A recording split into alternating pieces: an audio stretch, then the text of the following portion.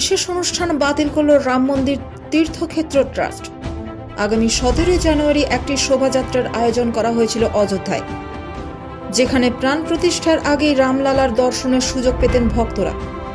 গোটা শহরে রামলালার মূর্তি নিয়ে পদযাত্রার আয়োজন করেছিল ট্রাস্ট, কিন্তু নিরাপত্তার বিষয়টি মাথায় রেখে সেই পদযাত্রা বাতিল ঘোষণা করা হয়েছে বলে খবর। তবে ভক্তদের নিরাশ করছে না শ্রীরাম জন্মভূমি তীর্থক্ষেত্র ট্রাস্ট। নির্ধারিত দিনেই জন্মভূমি প্রাঙ্গণের ভেতরে রামলালার নবনির্মিত মূর্তি দর্শনের সুযোগ মিলবে। 17 জানুয়ারি রাম জন্মভূমির অন্দরেই রামলালার মূর্তি নিয়ে হবে পদযাত্রা। ট্রাস্টের এক উচ্চ পদস্থ আধিকারিক জানিয়েছেন, ভিড়ের কথা মাথায় রেখেই এমন সিদ্ধান্ত নেওয়া হয়েছে।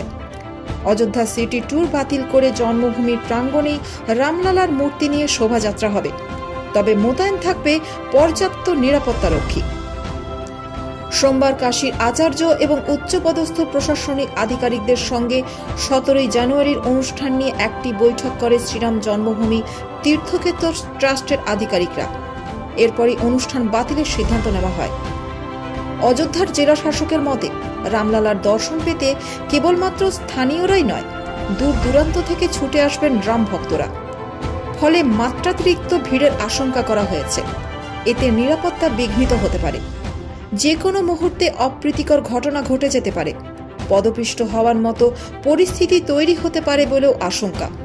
ফলে সাধারণ মানুষের নিরাপত্তার কথা মাথায় রেখেই 17 জানুয়ারি রামলালার অযোধ্যা সিটি ট্যুরের অনুষ্ঠান বাতিল ঘোষণা করা হয়েছে। এদিকে ভক্তদের মধ্যে রাম মন্দিরে রামলালার মূর্তি নিয়ে প্রবল কৌতূহল রয়েছে। এক ঝলক দর্শনার্থীর জন্য অধীর আগ্রহে অপেক্ষা করছেন সকলে। যদিও প্রধানমন্ত্রী নরেন্দ্র মোদী এবং রাম মন্দিরের ট্রাস্টের পক্ষ থেকে বারবার হাত জোড় করে সকলের কাছে 22 জানুয়ারি অনুষ্ঠানে ভক্তদের না আসার অনুরোধ জানানো হয়েছে। সুরক্ষার বিষয়টি মাথায় রেখে এমনটা জানিয়েছেন তারা। নরেন্দ্র মোদী সকলকে ওই দিন বাড়িতে প্রদীপ প্রজ্বলন করে দীপাবলি উৎসব পালনের আর্জি জানিয়েছেন।